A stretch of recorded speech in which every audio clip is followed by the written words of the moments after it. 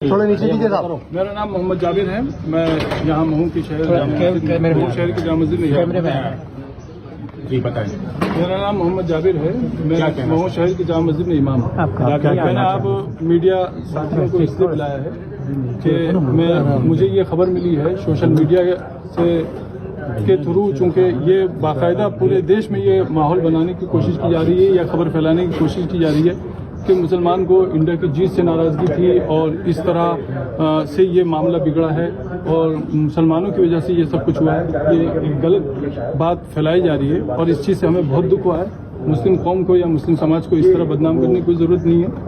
मुसलमान भी इसी देश के वासी हैं। ये परसेप्शन चूँकि देश में बहुत सारे लोगों ने पहले से ही बना रखा है कि मुसलमान जो है वो देश विरोधी है, और जबकि कहानी यहाँ पर जो शुरू हुई है वो इस तरह शुरू हुई है कि सबसे पहली चीज़ शासन प्रशासन से जिस तरह की चूक हुई है, उन चूकों के चलते यहाँ पर यह हादसा हुआ है। दोनों तरफ के लोगों से की सहमति, शासन की, प्रशासन की मौजूदगी में और बीचवानी में रहकर ये बात रखकर ये बात तय हुई थी कि जामा मस्जिद के इस रूट से किसी तरह का जुलूस नहीं निकलेगा। रात को जो जुलूस निकला उसकी पहली बात तो कोई परमिशन नहीं थी, उसकी कोई आगवानी करने वाला नहीं था। वो एक उपद्रवियों की भीड़ थी। वो इंडिया की जीत के नाम पर मस्जिदों और धार्मिक स्थलों के बाहर सिर्फ शोर शराबा करना और नारा करना उनका काम था। लोग नमाज से जब निकले हैं तो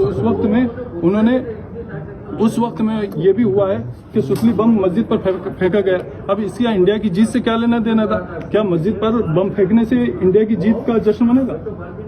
ये बहुत बुरी बात हुई है और इस चीज का हमें बहुत दुख है कि एक तरफ गलती करने वाले गलती कर रहे हैं, दूसरी तरफ कुछ लोग ऐसे हैं जिनके हाथ में किसी भी तरह का सोशल मीडिया का कोई सा भी प्लेटफॉर्म या आईडी है तो वो उसके थ्रू ये फैलाने की कोशिश कर रहे हैं कि मुसलमान जो है वो देश का विरोधी है और इंडिया की जीत से उसको तकलीफ है वगैरह वगैरह वगैरह। हम इस चीज़ से बहुत दुखी हैं और बहुत साफ साफ कहना चाहते हैं कि हमारी मस्जिद न पाकिस्तान में है न हमारे महल्ले बांग्लादेश में। हम इसी हिंदुस्तान के निवासी हैं, इसी हिंदुस्तान में हम रहे हैं, इसी हिंदुस्तान में हम रहते हैं, इसी हिंदुस्तान के साथ हमारा रिश्ता है। इस तरह की बातें करना ये और फिर कुछ लोगों की तो मैं समझता हूँ कुछ लोगों की तो रोजी रोटी या नेतागिरी या उनका अपना जो भी प्रोफेशन है वो तो हिंदू मुस्लिम पर चल रहा है। तो उन लोगों के पास पद है या औहदा है या पावर है, वो इस तरह की बात करते हैं, उनको शोभा नहीं देता। मतलब ठीक है, आप किसी की चापलूसी कर सकते हैं लेकिन आप किसी की बात से उस वक्त तक सहमत नहीं हो सकते जब तक उसमें सच्चाई ना हो। लेकिन जो आरोप लगाए जा रहे हैं दूसरी तरफ से भी, दोनों तरफ से लगाए जा रहे हैं। दूसरा पक्ष ये कह रहा है कि कोई पटाखा नहीं फोड़ा गया, दूसरा पक्ष ये भी कह रहा है कि जुलूस निकल रहा था, हमने भारत माता तक की जय के नारे लगाए, पीछे से पत्थरबाजी हुई। मस्जिद से ऐसा उनका इस प्रकार की वीडियो भी आ रही है कि मस्जिद से कुछ लोग निकल रहे हैं और एक नारे लगा रहे हैं। मैं आपकी बात समझ, अब मेरी बात को जरा ध्यान से सुनो जी। यहाँ मस्जिदों में पत्थर के ढेर लगे हैं क्या? मैं मीडिया पर्सन से बहुत खुल के बात कहता हूँ, आप पूरी मस्जिद और इसके आसपास के सारे एरिया को छान मारिए, क्या यहाँ पर पत्थर जमा किए हुए थे?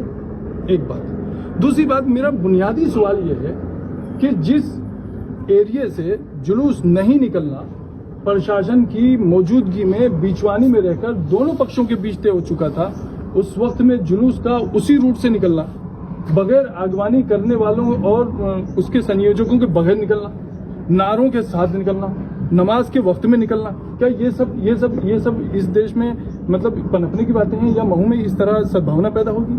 क्या ये चीज ठीक हुई? मेरा सवाल इंसानियत के नाते, मैं एक मुस्लिम पक्ष का पक्षकार होने के नाते बात नहीं कर रहा हूँ। मेरा कहना यह है कि क्या ये मंदिर के सामने होता तब भी गलत था, ये मस्जिद के सामने है तो क्यों गलत नहीं? अगर ये मंदिर के सामने होता तो गलत था, तो ये मस्जिद के सामने है तो क्यों गलत नहीं है? तो ऐसी जो बातें आ रही है कि जुलूस तो निकाल सकते हैं, जैसा कि आपने कहा कि क्या बिना परमिशन के जुलूस निकलेंगे? तो देश की जीत का जुलूस था ना सर? देश की जीत के जुलूस के लिए कोई रूट तो होता, कुछ गाइडलाइंस तो होती हैं, कुछ तो व्यवस्था होती है। नहीं तो पॉलिटिक्स अगर कोई वो होता तो बिल्कुल गाइडलाइन होती है। तो देश की जीत का था, नहीं, तो कहीं देश की जीत के जैसा कि आपने बताया, आप भी देश की जीत के जश्न के लिए कुछ तो थोड़ा तो कहीं तो कुछ तो पाबंदी होगी ना। जो वीडियो मार्केट में चल रहे हैं उसमें मुस्लिम समाज के लोग पत्थर फेंकते हुए नजर आ रहे हैं, उस पर क्या कहना? नहीं, दूसरी तरफ से तो फूल आ रहे थे, बस यही कहूंगा मैं। आपसे पथराव हुआ? बिल्कुल ठीक है, मैं मान रहा हूँ ना भाई, पथराव ऐसा नहीं, मैं ये नहीं कह रहा हूँ। अब रात को मुझे किसी मीडिया पर्सन ने पूछा कि साहब जिन लोगों ने किया है वो उपद्रवी थे, मुसलमान में जिनके रिकॉर्ड खराब है उन्होंने किया, तो मैंने कहा उधर से तो दूध के दूल्हे फेंक रहे थे। ये तो कोई बात नहीं हुई ना। काजी साहब, आपकी तरफ से कोई एफआईआर वगैरह की गई है? नहीं, मैंने पर्सनल अभी कोई एफआईआर नहीं की है, लेकिन मेरा लोगों से, सभी तरफ के लोगों से मेरा यह आह्वान है कि अगर किसी का वाकई कोई नुकसान हुआ है तो उस नुकसान के लिए वो पुलिस को आगाह करें और अपनी नुकसानी की रिपोर्ट वाकई सच्चाई के साथ जो बात है वो प्रशासन के सामने रखें, ताकि उसके दिल में ये नहीं रहे कि भाई प्रशासन में किसी तरह की जो है निष्क्रियता है। एक चीज। दूसरी चीज मैं एक और कहना चाहूँगा, जो आप लोगों से मीडिया वालों से आप बहुत प्यार के साथ करें, प्लीज मेरे कॉम पर इस तरह के इल्जाम। आपका नाम बता। इल्जाम प्रेस वाले थोड़ी लगा रहे हैं, इल्जाम तो दोनों पक्ष से दिखा रहा है। एक और सवाल उठता है कि अभी तक जो कार्रवाई हुई है शासन प्रशासन, पुलिस प्रशासन की तरफ से, उससे आप संतुष्ट हैं? अभी तो आने वाला वक्त बताएगा कि कितनी संतुष्टि मिलती है, कितनी नहीं मिलती है। प्रशासन को भी काम करने के लिए अपना टाइम चाहिए। तो अभी अमन में शांति रहेगी, अब बिल्कुल होना चाहिए, रहेगी। और आप हमसे कहिए कि हमें क्या करना है, हम करने के लिए तैयार हैं। शांति के लिए क्यों नहीं करेंगे?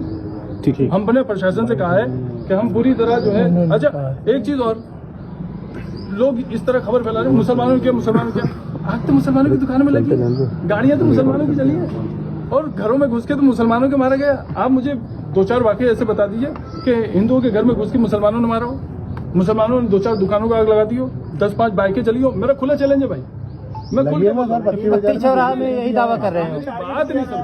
मेरी बात नहीं समझा। जो मैं इस घटना से जुड़े हुए मैं ये बात कर रहा हूँ कि मुसलमानों की 5 दुकान 7 दुकानों में आग लगी। मुझे आप बताइए कि ऐसे 2 दुकानों में 4 दुकानों में आग लग गई क्या? पत्ती चौराहा में यही लोग का आरोप लगा रहे हैं कि हुआ है। मैं वही कहना चाह रहा हूँ कि आपके पास कैमरा है कि मेरे पास कैमरा है? पहुंचिए ना, आप बताइए ना उसको। अगर मैं बता दूंगा यहाँ पर, एक मिनट, मैं अगर ये बता दूंगा कि यहाँ मुकेश भाई की दुकान में आग लगी है तो आप लोग सब पहुंच जाएंगे। वहां जाने के बाद जब पता चलेगा कि मोहम्मद भाई की दुकान में आग लगी है तो आप वापस कैमरा लेके आ जाएंगे। ये कुछ मीडिया पर्सनों की सच्चाई है। काजी साहब, हमने दोनों पक्ष दिखाए हैं। समस्या ये है कि दोनों पक्ष से एक ही तरह के आरोप लगाए जा रहे हैं मीडिया पर। अच्छा, मीडिया पर दोनों तरफ का? नहीं, मीडिया पर भी वो एक ऑन अ लाइटर नोट, एक दूसरे पर दोनों ही पक्ष के एक जैसे आरोप हैं। वो कह रहे हैं कि वहां से आगजनी हुई, दूसरा पक्ष कह रहा है कि इधर से पत्थरबाजी और आगजनी हुई। जी, सीसी कैमरा उठाइए, हम प्रशासन से निवेदन करेंगे और आग्रह करेंगे कि सीसीटीवी कैमरा उठाइए और उसमें चेक कीजिए और पता चल जाएगा कहाँ से आगजनी शुरू हुई। कोई बात नहीं, ठीक है। आरोप प्रत्यारोप की सच्चाई तो प्रशासन कर ही लेगा।